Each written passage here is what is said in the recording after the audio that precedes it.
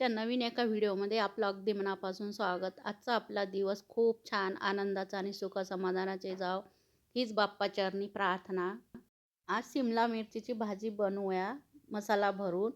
याला कोणी शिमला मिर्च म्हणतात, ढोबळी मिरची पण म्हणतात. असे शेंगदाणे भाजून जाडसर कूट करून घेतलेली होती ते घेऊया आणि त्यात अर्धा चमचा तिखट पावडर, धने पावडर, गरम मसाला आणि थोडीशी हळद घेतलेली आहे. त्यानंतर काळा मसाला, मीठ चवीपुरतं आणि थोडीशी कोथिंबीर बारीक चिरून घेतलेली आहे. सगळं मिक्स करून घ्यायचं. मसाला एकजीव करून झाल्यानंतर जी आपण ढोबळी मिरचीला कट मारून घेतलेली होती त्यात मसाला भरून घेऊया. आधी स्वच्छ धुवून त्याला कट मारून घेतलेला आहे ढोबळी मिरचीला.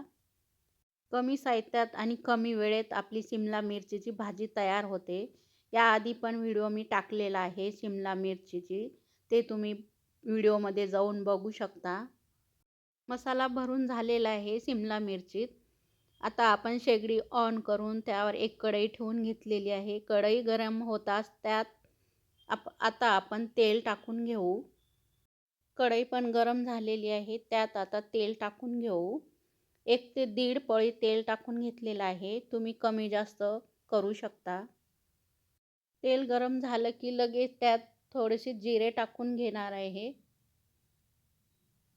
जिरे तळतळले की त्यात कढीपत्ता टाकून घ्यायचं. माझ्याकडं सुके कढीपत्ता होते ते टाकून घेते. तुमच्याकडं ताजे कढीपत्ता असेल तर ते तुम्ही टाकू शकता.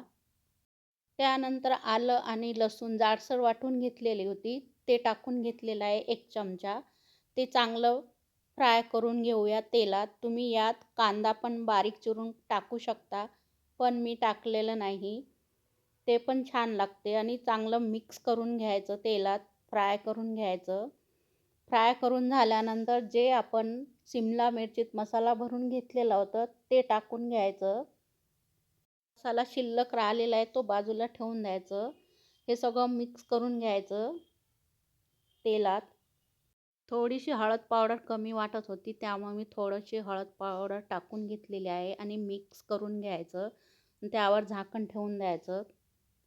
मिक्सरच्या भांड्यात आलं आणि लसूण बारीक करून घेतलेलं होतं. त्याच्यात थोडंसं पाणी टाकून आपण शिमला मिरची टाकून घेतलेलं आहे आणि मिक्स करून झाकण ठेवून द्यायचं. एक वाफ निघाली की लगेच झाकण काढून बघायचं आपले शिमला मिर्च शिजले की नाही. जो राहिलेला मसाला आहे ना तो आता टाकून घ्यायचं, कारण आधी टाकलं असतं तर मसाला करपला असता. त्यामुळं नंतर टाकायचं आणि मिक्स करून घ्यायचं. या ढोबळी मिरचीला जास्त शिजायला वेळ नाही लागणार आणि छोटे छोटे आणि कोवळे पण आहेत त्यामुळं लगेच शिजून जातील आणि भाजी पण खूप छान लागते या मिरचीची. झाकण ठेवून दिलेलं आहे. एका साईडला चपात्या पण करून घेतलेला आहे आणि आपली भाजी तयार झाली की शिजली की नाही ते बघूया. शिमला मिरची म्हणा किंवा ढोबळी मिरची म्हणा त्याची भाजी तयार झालेली आहे. तुम्ही बघू शकता कलर पण खूप छान आलेला आहे आणि चपाती पण झालेली आहे. शिमला मिरचीची भाजी आणि चपाती जेवणासाठी तयार आहे. तर आता आपण जेवून घेऊया.